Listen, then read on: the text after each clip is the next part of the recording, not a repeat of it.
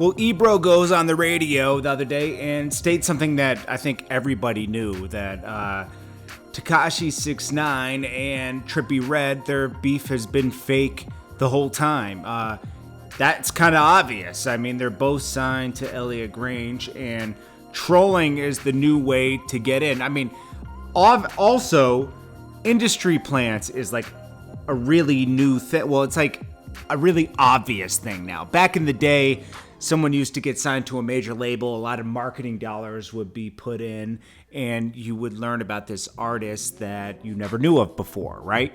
Nowadays, it seems like people just pop up straight out of the blue, no foundation whatsoever.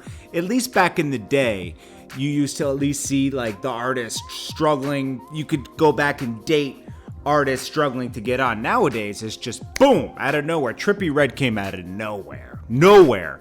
There's no old footage of him trying to get on or anything. He just started having interviews and then was an artist. And who knows if the sales are real or not? We don't know. I've never heard of anybody who really knows about Trippie Redd. Like, I'm sorry, I haven't, you know?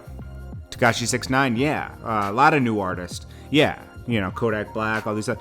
Kodak Black, you could see him struggling to get on since 2010, and he got on, you know? That's actually rare, and it makes you like the artist more. Like, wow, they were really trying, they got on. Trippie Redd and Tekashi 6ix9ine came from nowhere, man. Like, absolutely nowhere. You might have seen a few months before when they didn't have a lot of views, and then all of a sudden, millions of views.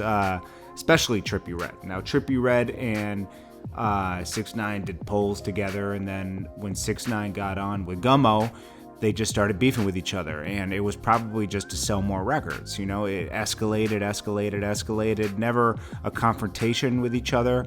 And they're both signed to the same label, who is a label that's probably making industry plans, which is fine, okay? But it's an obvious thing that these guys had a fake beef the whole time, because it would be convenient right around album time or single time. They would call each other out on something. And yeah, there's some history to go along with the beefs and everything, but it's like, it's funny. And, you know, you could even tell when they were beefing with each other on Instagram Live, like, it was like a joke almost. They were just going back and forth laughing about it because they probably both knew it was fake. Can you imagine them all in the office later talking like, they believe this is real, like, you know, and all we do is sell more records, you know. The Trippie Redd and 6ix9ine probably were in the office together sometimes talking about it. Who knows, man? But that was an obvious thing. Ebro wasn't like, you know, giving us anything crazy at the time. Now, another article came out with Daily something, and they're trying to say that Shotty that was like stole $2 million from a Tekashi show and only gave him $300,000. They must have heard the whole story wrong. It was another promoter. It wasn't Shotty, but it's fake news, you know. And it's just crazy, man. A lot of like left field stories are coming up out of nowhere all of a sudden. But anyways, guys, hopefully you know, 6ix9ine can at least make bail next week and get back to his family. But anyways, guys, what do you guys think? I know Trippie Redd is happy about this. I mean, he celebrated right when Tekashi got locked up with the Akon Locked Up song.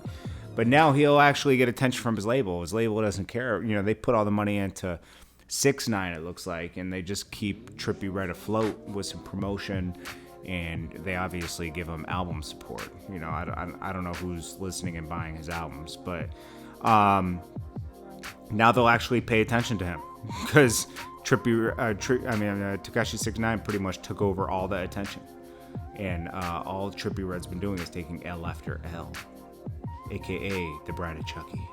What do you guys think? It's Jordan Tower with JT News. Hit that bell, hit the subscribe button, and I'll check you guys later. Peace.